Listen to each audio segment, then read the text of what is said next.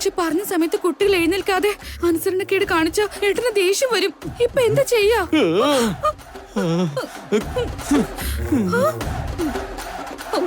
അയ്യോ,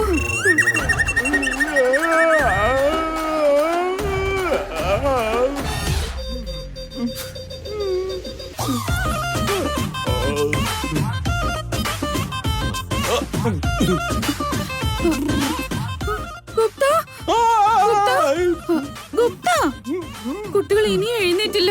എന്താ ഇപ്പൊ ചെയ്യാ ഗുപ്ത?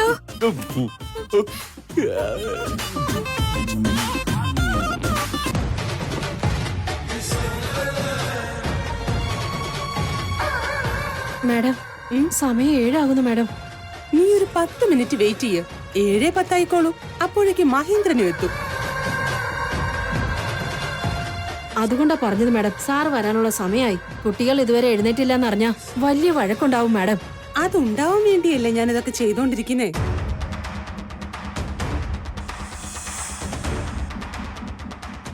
ആ 4 കുട്ടികളെയും ഇവിടെ നിന്ന് ഹോസ്റ്റലിലേക്ക് അയച്ചാൽ മാത്രമേ എനിക്ക് എന്റെ ജോലി തുടങ്ങാൻ പറ്റൂ.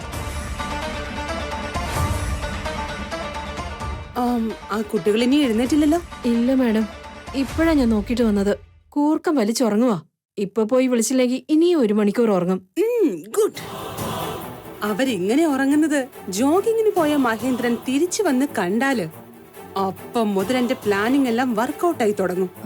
മാഡം, ഒരുപക്ഷെ കുട്ടികളെ എന്തേ ഉണർത്തിയില്ലാന്ന് എന്നോട് ചോദിച്ചാ ഞാൻ എന്ത് പറയും മാഡം? നീ പോയി വിളിച്ചതാണ്. അവർ ഉറക്കത്തെ ഉണർന്നില്ലെന്ന് പോയങ്ങ് പറയണം. അലാറം വെച്ചിരുന്നു, അത് അടിക്കുകയും ചെയ്തിരുന്നു. നീ അത് കേട്ടെന്നും പറയണം.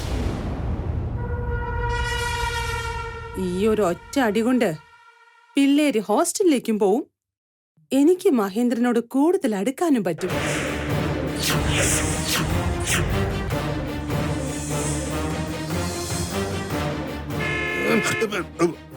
അയ്യോ, മണി 7 കുട്ടികളൊന്നും താഴേക്ക് വന്നില്ലല്ലോ.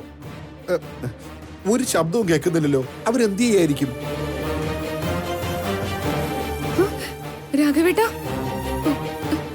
ഗുപ്ത, രാഘവേട്ടൻ വന്നു. എനിക്ക് പേടിയാവുക. ഇനി എന്താവോ എന്തോ.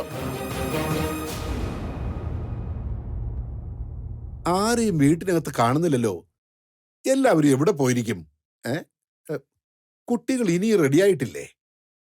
അതോ അവരാരും രാവിലെ എണീറ്റില്ലേ? മാഡം മാഡം മാഡം, കുട്ടികൾ ഇതുവരെ എണീറ്റില്ലേ? കുട്ടികൾ ഇതുവരെ താഴേക്ക് വന്നില്ല. സ്കൂളിൽ പോകാൻ സമയമായി. അതിന് ഞാനെന്ത് വേണം? എന്താ മാഡം ഇങ്ങനെ പറയുന്നത്? മാഡം അല്ലേ സാധാരണ അവരെ എണീപ്പിച്ച് റെഡിയാക്കി വിടാറുള്ളത്?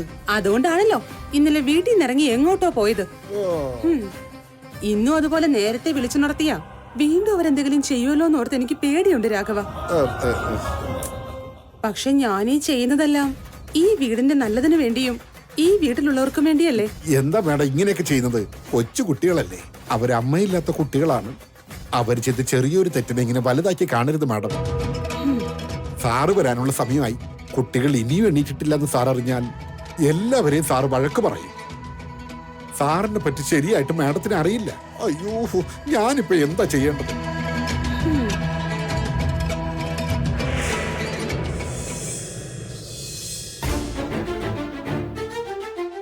ലീലേ, ലീലേ. ആ, ദാ വരുന്നു മാഡം. എന്താ വലിയ മാഡം? കുട്ടികൾ റെഡിയായി കഴിഞ്ഞോ? ടിഫിൻ ബോക്സ് അവരുടെ കൈ കൊടുത്തോ? പോകുന്നതിന് മുമ്പ് പാല് കുടിക്കാൻ ഞാൻ പറയാം. പോയി പാലെടുത്തുണ്ടോ.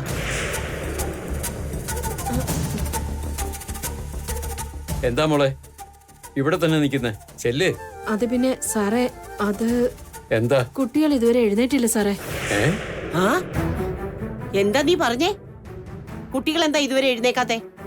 സ്കൂളിൽ പോകാനുള്ള സമയമായിട്ടും ഇതുവരെ എഴുന്നേറ്റില്ലെന്ന് ഇപ്പോഴാണോ പറയുന്നത്?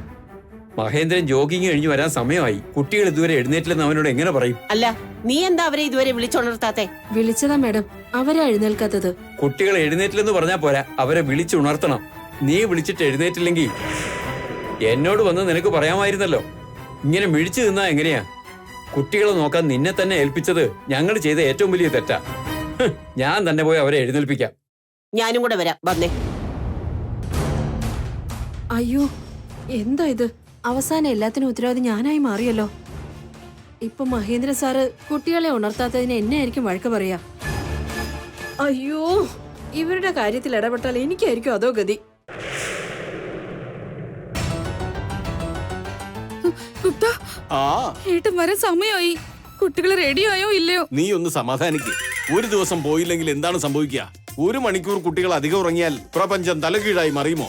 അയ്യോ, ഏട്ടനെ പറ്റി അറിഞ്ഞൂടത്തതുകൊണ്ടാ. അ, ദേഷ്യത്തില് വഴക്ക് പറഞ്ഞു തുടങ്ങിയാലേ ഏട്ടന്റെ ശബ്ദം ആകാശം മുട്ടി കേൾക്കും, അറിയാമോ? ആ, ഏട്ടന്റെ ശബ്ദം ഇടിമിന്നലിന്റെ അത്രയും വലുതാ. കേട്ട് കഴിഞ്ഞാൽ പേടിച്ചു പോകും നമ്മള്. ആഹാ.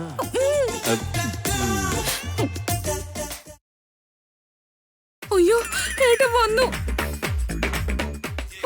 അയ്യോ, ഏട്ടൻ വന്നല്ലോ.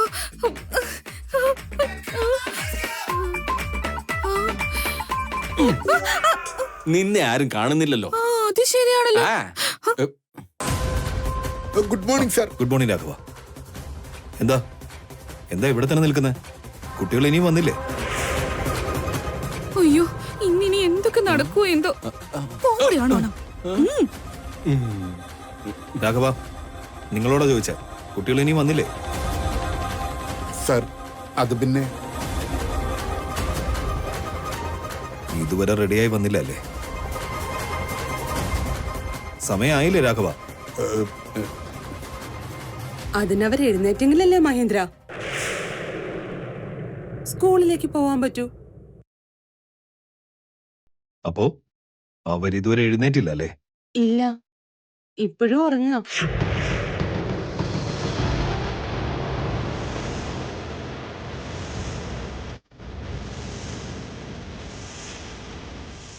എഴുന്നേക്കും മക്കളെ, നിങ്ങൾ അച്ഛൻ വരാനുള്ള സമയമായി. സമയം 7:15 എഴുന്നേക്ക് മക്കളെ. എന്താ 7:15 ആയെന്നോ? അതെന്താ ഞങ്ങൾ ഇന്ന് രാവിലെ ആരും വിളിക്കാത്തത്? ഇവരാണെങ്കിൽ ഇപ്പോഴും ഉറങ്ങാ. ഇനിയിപ്പോ എന്ത് ചെയ്യും? അമൃത,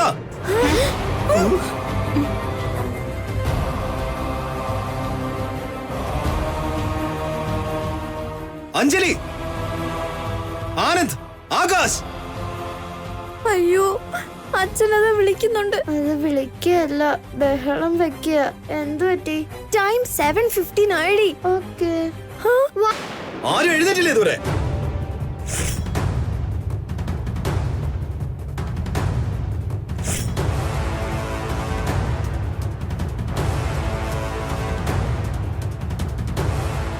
സമയം എത്രയായി? നിങ്ങളോടല്ലേ ചോദിച്ച സമയം എത്രയെന്ന്? അയ്യോ, എന്ത് പറ്റി ഗുപ്ത? എന്തിനാ ഇങ്ങനെ നിലവിളിക്കുന്നത്? ഞങ്ങളുടെ ലോകത്തിലെ പ്രഭു പോലും ഇങ്ങനെ വിളിക്കാറില്ല. ഞാൻ പറഞ്ഞില്ലേ ഏട്ടൻ ഇങ്ങനെയാ. 7:15 ഡാഡി. ഈ സമയത്ത് നിങ്ങൾ എന്താ ചെയ്യേണ്ടത്? സ്കൂളിലേക്ക് പോവാൻ ഇറങ്ങണം ഡാഡി. എന്നിട്ട് നിങ്ങൾ എന്താ ചെയ്യുന്നേ? ഉറങ്ങിപ്പോയി ഡാഡി.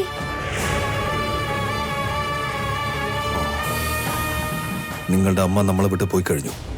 നിങ്ങളും ആ വിഷമത്തിലാണെന്ന് എനിക്കറിയാം. ആ വിഷമത്തിൽ നിന്ന് പുറത്തു വരാനായിട്ട് കുറച്ച് സമയമെടുക്കും. അതുകൊണ്ടാ നിങ്ങൾ രാവിലെ എക്സർസൈസ് ചെയ്യാതിരുന്നിട്ടും ഞാനൊന്നും പറയാത്തത്. നിങ്ങൾ ഡയറ്റ് നോക്കാതിരുന്നിട്ടും ഞാനൊന്നും പറഞ്ഞില്ല. പക്ഷേ ഇങ്ങനെ സ്കൂളിൽ പോവാതിരുന്ന ഞാൻ മിണ്ടാതിരിക്കുന്ന കരുതണ്ട. 3 ദിവസത്തിനകത്ത് നിങ്ങളുടെ അമ്മയുടെ ചടങ്ങാണ്. അത് കഴിഞ്ഞതിന് ശേഷം എല്ലാ തടസ്സങ്ങളും മാറിക്കിട്ടും. ടൈം ടേബിൾ, റൂൾസ് അതെങ്ങാനും ബ്രേക്ക് ചെയ്ത് കഴിഞ്ഞാൽ പണിഷ്മെന്റ്സ് എല്ലാം പഴയതുപോലെയാ.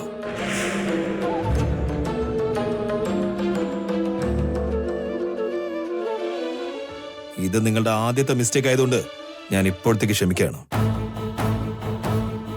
ഇനി ഒരു തവണയും കൂടി ഇത് ആവർത്തിച്ച പണിഷ്മെന്റ് ഉറപ്പായും കിട്ടും. Got it? എന്തോ തെറ്റു പറ്റിയതാ മോനെ. ഈ തെറ്റ് വീണ്ടും ആവർത്തിച്ച് അതൊരു ശീലമാക്കി മാറ്റാതിരിക്കാൻ വേണ്ടിയായി പണിഷ്മെന്റ്. So sorry daddy. എനിക്ക് കേൾക്കേണ്ടത് ഈ സോറി അല്ല അമ്മോ, നിങ്ങളുടെ സിൻസിയറിറ്റി ആണ്. I am very disappointed. വേഗം റെഡിയായി സ്കൂളിൽ പോവാൻ നോക്ക്. ഗോ. ഞാനും പോകുന്നു. അയ്യോ ഗുപ്ത, നിൽക്ക് ഗുപ്ത. ലീലാന്റി അവിടെ നിന്നേ. എന്താ ഞങ്ങളെ വിളിക്കാതിരുന്നേ? ഇന്ന് ഞങ്ങളുടെ അലാറം എന്താ അടിക്കാത്തെ? അലാറം അടിച്ചു മോളെ. ഞാനും അത് കേട്ടതാ. ഞാൻ നിങ്ങളെ ഒന്ന് വിളിക്കുകയും ചെയ്തു. നിങ്ങളാ എഴുന്നേക്കാത്തത്. അലാറം അടിച്ചെങ്കിൽ പിന്നെ ഞങ്ങളാരും കേൾക്കാത്തെന്താ? കഴിഞ്ഞത് കഴിഞ്ഞു മക്കളെ. നിങ്ങൾ പെട്ടെന്ന് പോയി റെഡിയാകാൻ നോക്ക്. ഡാഡി വീണ്ടും വന്ന വഴക്ക് പറയും. എനിക്കെന്തോ അലാറം അടിക്കാതിരുന്നതും നമ്മളെ ഉറക്കത്തിൽ നിന്ന് വിളിക്കാതിരുന്നതും മഹേശ്വരി ആന്റിയുടെ പ്ലാനാണെന്ന് തോന്നുന്നു. ഇങ്ങനെ ചെയ്യുന്നത് കൊണ്ട് ആന്റിക്ക് എന്ത് കിട്ടാനാ? സന്തോഷം. ഞാൻ പറഞ്ഞ സത്യ. അവരായിരിക്കും നമുക്ക് ഈ പണി തന്നത്. എന്ത് പറയും നമ്മു? ആരെന്ത് ചെയ്താലും നമ്മൾ കാരണം ഇന്ന് അച്ഛൻ ഒരുപാട് കഷ്ടപ്പെട്ടു. ഇനി ഒരിക്കലും ഇങ്ങനെ സംഭവിക്കാതെ നോക്കണം. വാ പോവാം.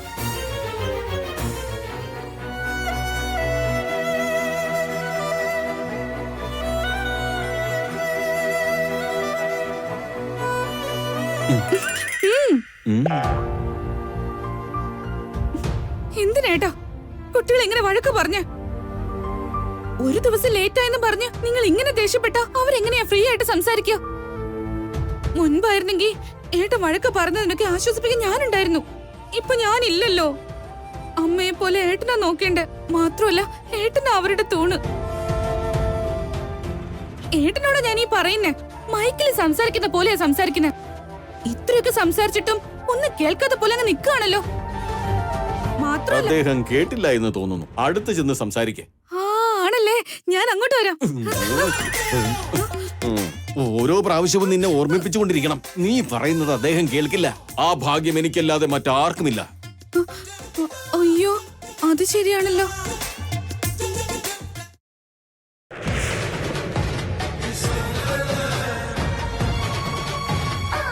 നല്ലവളായി അഭിനയിക്കുന്ന ഇവൾ ഈ വീട് വിട്ടു പോകാതെ ഇവിടെ ഒരു നല്ല കാര്യവും നടക്കില്ല.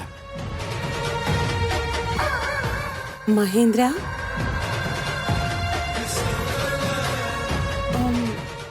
എന്നെ വഴക്കൊന്നും പറയില്ലെങ്കിൽ എനിക്കൊരു കാര്യം പറയാനുണ്ടായിരുന്നു. പറയും മഹേശ്വരി. ആ കുട്ടികള് ആരും ഉള്ളപ്പോഴും ഇങ്ങനെയൊക്കെ തന്നെയായിരുന്നു. അവര് കാണിക്കുന്ന വികൃതികളൊക്കെ മഹേന്ദ്രൻ അറിയാതെ മറച്ചു വെച്ചു. കുട്ടികളെ ചെയ്യുന്ന തെറ്റെല്ലാം അവൾ സ്വയം ഏറ്റെടുത്തോണ്ടിരുന്നു. അത് ആ പാട്ട് കേൾക്കാതിരിക്കാൻ വേണ്ടിയാ സാർ.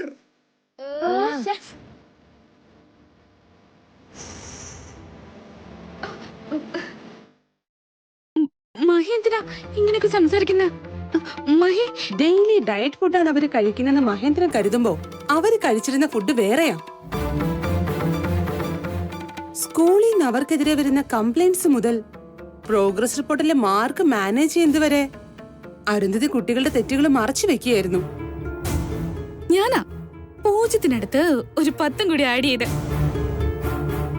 എടി, ഏട്ടൻ ദേഷ്യത്തിലിരിക്കുമ്പോ എല്ലാ സത്യങ്ങളും തുറന്നു പറയാണോ? കുട്ടികളെ സ്നേഹത്തോടെ വളർത്തുന്നത് എത്ര പ്രധാനമാണോ അതുപോലെ തന്നെ പ്രധാനമാണ് കുട്ടികളെ അച്ചടക്കത്തോടെ വളർത്തുന്നതും.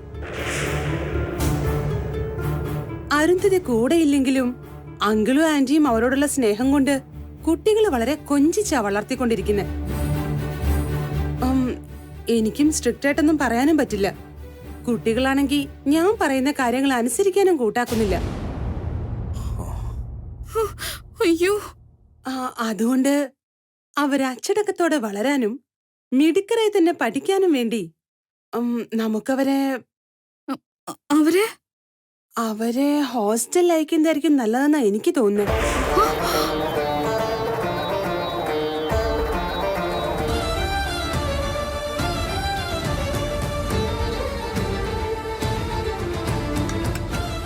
എന്ത് ദുഷ്ടചിന്തയാണ് നീ ഉപദേശിക്കുന്നത്? നിന്റെ ആയുസ് കഴിയുമ്പോൾ നീ യമലോകത്തേക്ക് വരുമല്ലോ. നിനക്കപ്പോൾ കാണിച്ചു തരാം. അയ്യോ വേണ്ട, അവരെ ഹോസ്റ്റലിലാക്കിയ അവരൊരുപാട് കഷ്ടപ്പെടും. അവരവിടെ നിൽക്കില്ല. അയ്യോ, ഞാൻ പറയുന്നത് കേൾക്കാനും പറ്റില്ല. അവരോടുള്ള സ്നേഹത്തിലും അവരെ ഡിസിപ്ലിനായി വളർത്തണമെന്നുള്ള ആഗ്രഹം കൊണ്ട് ഹോസ്റ്റലിലാക്കണമെന്നൊക്കെ പറയാണല്ലോ. എങ്ങനെയാ അത് തടയോ? എന്തായിട്ട് ആലോചിച്ച് നിൽക്കുന്നേ? ഹോസ്റ്റലിലേക്ക് വിട്ടാൽ നമ്മുടെ കുട്ടികൾ അവിടെ നിൽക്കില്ല. അഞ്ജലിക്ക് വാരി കൊടുക്കാതെ അവള് കഴിക്കില്ല. അപ്പൊ പിന്നെ അവൾ എങ്ങനെയാ കഴിക്കുക? ആകാശിന് ആസ്മ വന്ന ആരാ നോക്കുക? ആനന്ദാണെങ്കിൽ സമയത്തിന് ആഹാരം കഴിക്കില്ല. പ്ലീസ് ഏട്ടാ, കുട്ടികളെ ഹോസ്റ്റലിലേക്ക് അയക്കരുത് പ്ലീസ്.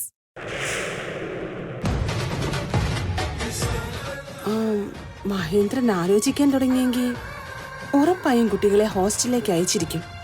ഒരു ടാസ്ക് ഫിനിഷ് ആയെന്ന് തോന്നുന്നു. Thanks God. അങ്ങേക്ക് വേണ്ടി ഞാൻ പൂജയൊന്നും ചെയ്യുന്നില്ലെങ്കിലും എനിക്ക് വേണ്ടി നല്ലത് ചെയ്യുന്നുണ്ടല്ലോ.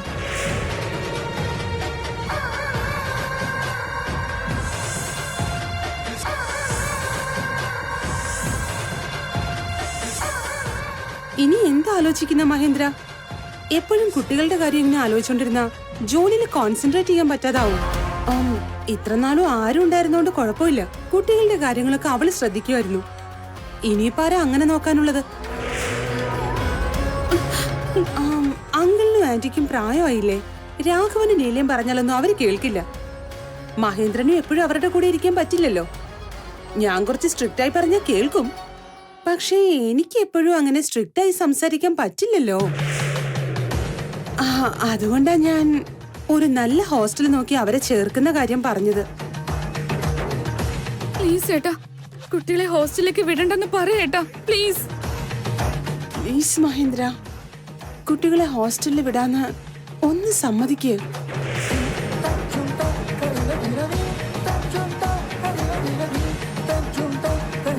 കുട്ടികളെ ഹോസ്റ്റലിൽ ചേർക്കുന്ന കാര്യത്തെക്കുറിച്ച് ചിന്തിക്കേ വേണ്ട.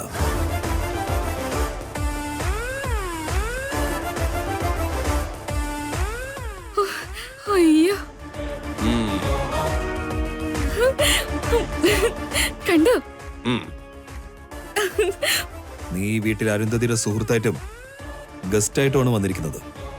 കുട്ടികളുടെ കാര്യം നോക്കാൻ നിന്നോട് ഞാൻ ഒരിക്കലും പറയില്ല, പറയാനും പാടില്ല. ഞാൻ അങ്ങനെ പറഞ്ഞതല്ല. നീ അങ്ങനെ പറഞ്ഞു എന്നല്ല, പക്ഷേ നിനക്ക് ക്ലാരിറ്റി തന്നെയാണ് മഹേശ്വരി. നിന്റെ ജീവിതം മാറ്റിവെച്ചിട്ട് എന്റെ കുട്ടികളെ നോക്കണമെന്ന് പറയാൻ മാത്രം ഞാൻ അത്രയ്ക്കങ്ങ് സ്വാർത്ഥനല്ല. നിനക്ക് എപ്പോ ഈ വീട്ടിൽ നിന്ന് പോകണോ അപ്പോ ഇവിടെ നിന്ന് പോവാം.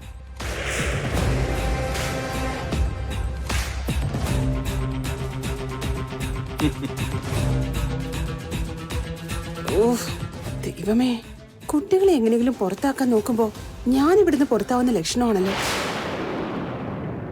അരുന്ധതി ഇല്ലാത്ത ഒരു ദിവസം ഇത്രയും പെട്ടെന്ന് വരുമെന്ന് ഞാൻ ഒട്ടും പ്രതീക്ഷിച്ചില്ല. എന്നാ ആ ദിവസം വന്നു കഴിഞ്ഞു. അവളില്ലാതെ കുട്ടികളെ നോക്കുന്ന കാര്യം കഷ്ടം തന്നെയാ. പക്ഷേ ഇനി എത്ര കഷ്ടപ്പാടാണെങ്കിലും ഞാനത് ഇഷ്ടപ്പെട്ട് തന്നെ ചെയ്യും. മാത്രമല്ല, എന്റെ കുഞ്ഞുങ്ങളെ ഞാൻ ഒരു ഹോസ്റ്റലിലേക്കും വിടില്ല.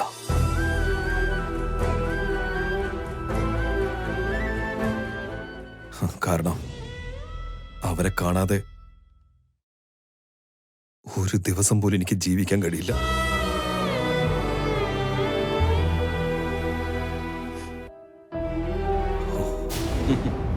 നിന്റെ ഭർത്താവിന്റെ കോപവും കുട്ടികളോടുള്ള കരുതലിന്റെയും പിന്നിൽ സ്നേഹമാണെന്ന് മനസ്സിലാക്കിയപ്പോൾ എനിക്ക് അഭിമാനം തോന്നുന്നു.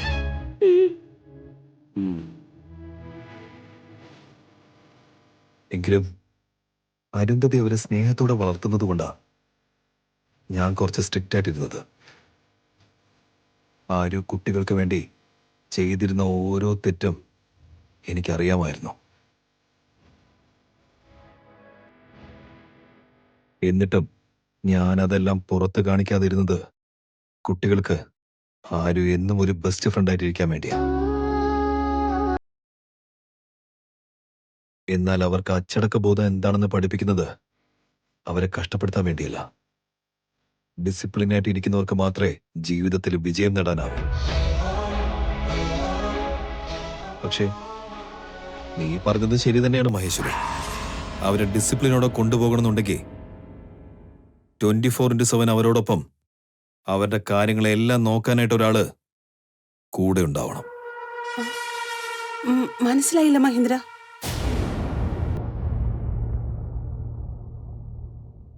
Care taker.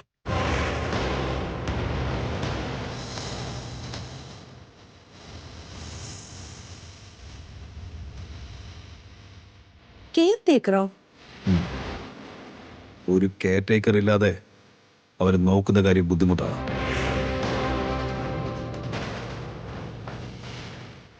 രാഘവൻ സാർ, കുട്ടികളെ നോക്കാൻ വേണ്ടി ഒരു കെയർ ടേക്കർ വേണമെന്ന് പത്രത്തിൽ പരസ്യം കൊടുക്കണം.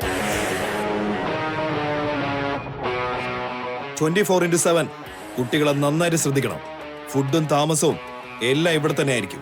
പ്രത്യേകം അത് മെൻഷൻ ചെയ്തിരിക്കണം. അവര് നമ്മുടെ വീട്ടിൽ താമസിച്ച് കുട്ടികളുടെ കൂടെ തന്നെ നിന്ന് ടൈം ടേബിൾ ഫോളോ ചെയ്യുന്ന പോലെ അവര് നോക്കണം. ശരി സാർ.